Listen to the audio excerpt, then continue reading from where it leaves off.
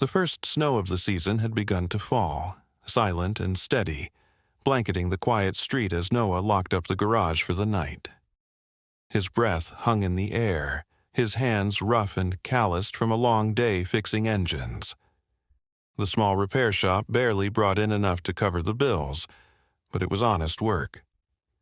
As he stepped into the warm light of his modest home, the sound of a child's laughter greeted him.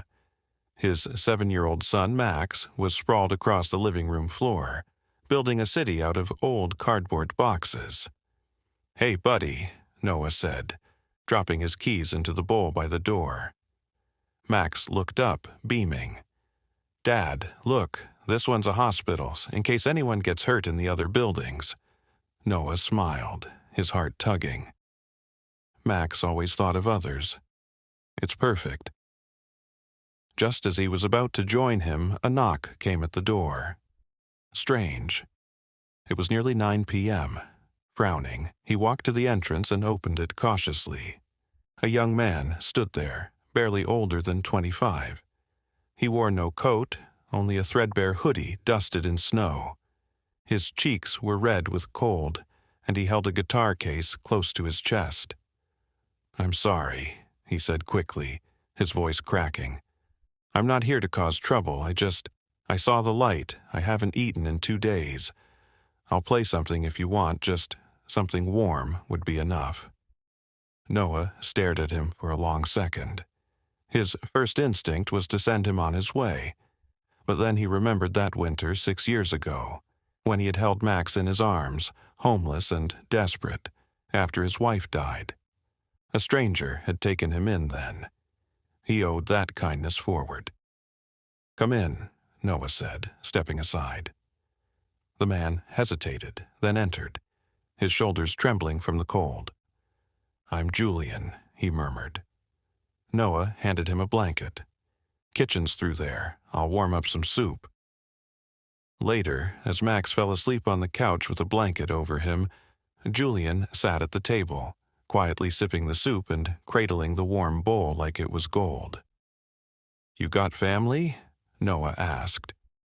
Julian shook his head. "No one. Been playing on street corners. Sometimes people toss a few bucks in, sometimes they don't." Noah didn't ask for more. The hollow in Julian's eyes told a deeper story, one of hardship, rejection, and nights spent alone.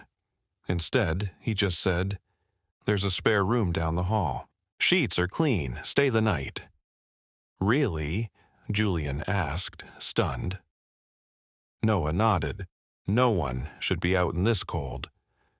The next morning, Noah woke to the sound of guitar strings gently plucked in the living room. As he entered, he saw Julian seated on the couch, playing softly, while Max danced around in pajama pants, giggling. "That's my favorite song now," Max announced as Julian played a melody from a cartoon theme. Julian looked up sheepishly. "Sorry, hope I didn't wake you."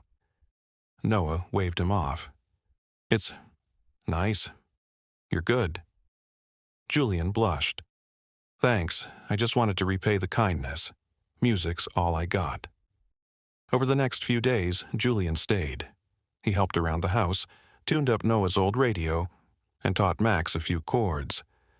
Laughter returned to the house, the kind Noah hadn't heard in years.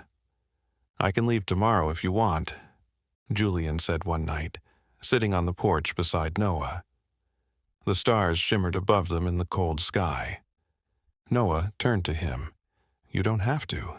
Max loves you, and it's been a long time since this house felt alive." Julian looked away. "I'm not much, Noah. I've messed up a lot. I don't want to be a burden." "You're not," Noah said firmly. "You gave Max something I couldn't, a friend, a big brother." Julian's eyes watered, and for the first time, he allowed himself to believe maybe, just maybe, he wasn't worthless. A few weeks later, Max came home from school holding a flyer. "There's a winter talent show Julian should play." Julian laughed nervously. "I don't know, buddy." "You'll be great," Max insisted.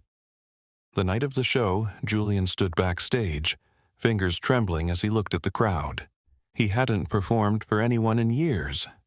But when he glanced down and saw Max cheering in the front row beside Noah, his fear melted.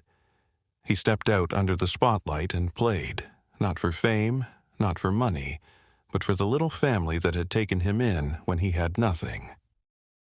When the final note echoed, the audience erupted in applause.